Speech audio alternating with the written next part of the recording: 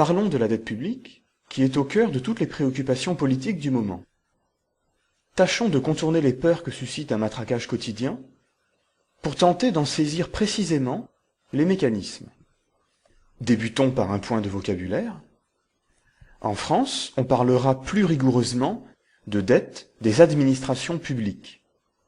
On l'appelle parfois dette de l'État au sens large, car au sens restreint, l'État n'est qu'une des administrations publiques, avec les collectivités locales et la sécurité sociale.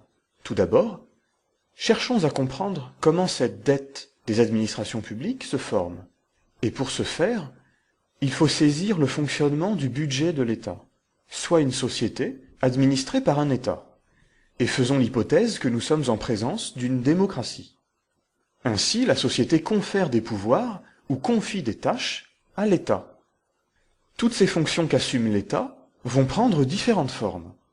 Tout d'abord, les pouvoirs fondamentaux qu'exerce tout État, les pouvoirs dits régaliens, police, justice, armée, auxquels certains ajoutent le pouvoir de création monétaire, qui se révélera très important pour la suite du propos. Et l'État peut assurer quantité d'autres tâches, selon qu'il obéit plus ou moins au modèle d'un État social.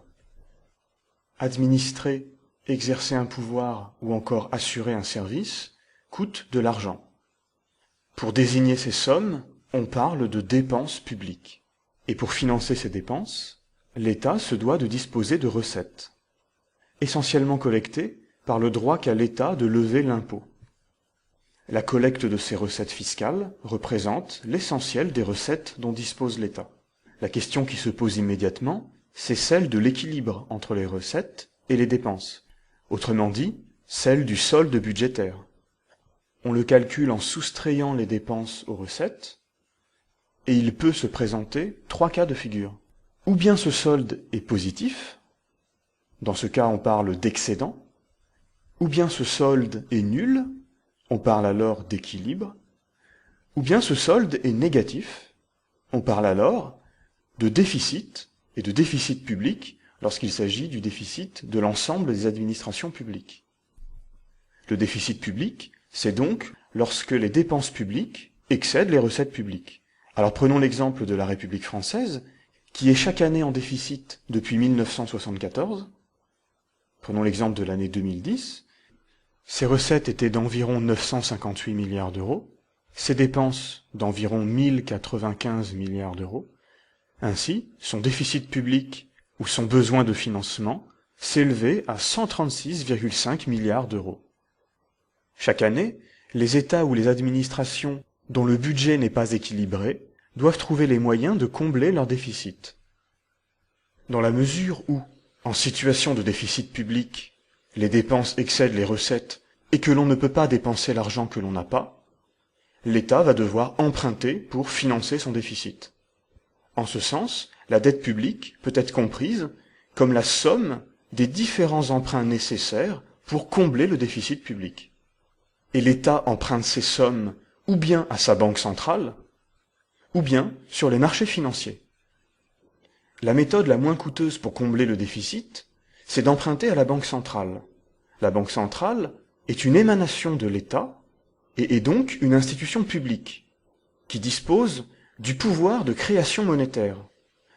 Lorsque l'État réclame de l'argent à la Banque centrale, en quelque sorte, il se prête de l'argent à lui-même. Cet argent est souvent généré par création monétaire et est prêté à l'État à des taux nuls ou quasi nuls. Une telle pratique a souvent eu pour effet de générer de l'inflation, c'est-à-dire de faire perdre à la monnaie de sa valeur. Aussi, dans les années 70-80, économistes et hommes politiques décidèrent qu'une des priorités des politiques économiques était de lutter contre l'inflation. Pour cette raison, il a été recommandé aux États qui recouraient à la création monétaire par la Banque centrale pour financer leur déficit, de faire preuve de prudence en la matière. Et pour s'assurer de la bonne application de ces règles prudentielles, on chercha à construire juridiquement l'indépendance de la Banque centrale à l'égard du pouvoir politique, avant d'en venir, dans certains États, à purement et simplement interdire à la Banque centrale de prêter à l'État. C'est notamment le cas de la République française, au moyen de la loi dite Pompidou-Giscard de 1973, ou encore de tous les pays appartenant à la zone euro ayant signé le traité de Lisbonne de 2007. Le deuxième moyen de combler le déficit, c'est de faire appel à des investisseurs privés, c'est-à-dire d'emprunter sur les marchés financiers.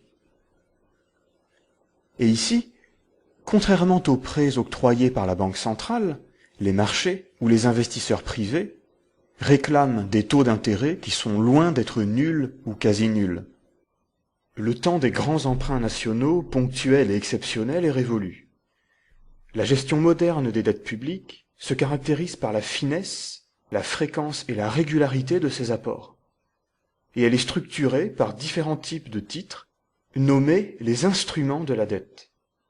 Ces titres de la dette, essentiellement des obligations, sont de véritables produits financiers qui s'échangent sur un marché. Pour emprunter, l'État émet donc un certain nombre de titres de dette, obligations, bons du trésor, etc., qui seront les supports de l'emprunt. D'un point de vue juridique, ces titres sont un contrat entre l'État et un investisseur, qui stipule la nature du titre et ses propriétés essentielles. Sa valeur nominale, c'est-à-dire le montant du principal qui sera remboursé, son échéance ou sa maturité, c'est-à-dire la date à laquelle cet emprunt sera remboursé, qui peut aller de quelques semaines à 50 ans pour certains titres, et un taux d'intérêt fixe ou variable pendant la durée de l'emprunt, qui servira à rémunérer le risque pris par l'investisseur en prêtant à l'État. Le taux d'intérêt a pour fonction de rendre le titre attractif aux yeux des investisseurs. Et le risque est notamment évalué par les agences de notation, rémunérées par l'État pour rendre un avis sur sa capacité à honorer ses engagements. Emprunter sur les marchés financiers, c'est donc vendre des titres de la dette à des investisseurs privés. Ces ventes ou ces émissions se déroulent sur le marché dit primaire selon la méthode des adjudications. Il s'agit tout simplement d'une mise aux enchères des titres de la dette. Pour ces ventes, nous allons le voir, c'est l'État bien qu'emprunteur qui occupe une position d'offre et les investisseurs qui occupent une position de demande de titres. Dans sa démarche, l'État s'entoure de spécialistes en valeur du trésor. Cette vingtaine d'établissements financiers choisis pour leur solidité financière a pour rôle de conseiller et d'assister l'État dans sa politique d'émission. Une adjudication se déroule de la manière suivante. Le Trésor annonce une date, la nature des titres émis et le montant approximatif qu'il souhaite lever, c'est-à-dire qu'il souhaite emprunter. Les spécialistes en valeur du Trésor consultent alors leurs clients pour connaître l'état de la demande en obligations d'État ou en bons du Trésor. Chaque spécialiste en valeur du Trésor propose ensuite un volume de titres qu'il souhaite acquérir et le prix par titre, exprimé en pourcentage du nominal, qu'il est prêt à payer. Puis l'État adjuge en servant les propositions qui lui sont les plus avantageuses, afin d'en tirer le meilleur profit. Il en résulte, premièrement, que les titres ne sont pas vendus au prix de leur nominal, c'est-à-dire le montant qu'il faudra rembourser, le Trésor pouvant empocher un bénéfice sur ces ventes. Deuxièmement, que les spécialistes en valeur du Trésor ne voient pas toutes leurs propositions satisfaites. Pour la France, par exemple, le volume demandé par les investisseurs est en général de 2 à 4 fois supérieur au volume finalement adjugé par le Trésor. Enfin, les spécialistes en valeur du Trésor fournissent à leurs clients les titres qu'ils ont obtenus. Par la suite, s'organise un véritable marché dit secondaire, ou encore marché de l'occasion, où s'échangent les titres de la dette. Chaque agent économique potentiellement détenteur de l'un de ces titres, État, parfois ménages, institutions internationales comme le FMI ou la Banque mondiale, ou investisseurs institutionnels, banques, sociétés d'assurance, fonds de pension, peuvent alors vendre leurs titres ou en acquérir de nouveaux, à un cours fixé par le jeu de l'offre et de la demande. La dette publique passant alors rapidement de main en main, comme n'importe quel produit financier, au rythme de la fréquence des échanges sur le marché secondaire, c'est-à-dire de la liquidité de celui-ci. Examinons maintenant les mécanismes de paiement de la dette. Soit deux créanciers de l'État, qui détiennent respectivement une certaine quantité de titres de la dette.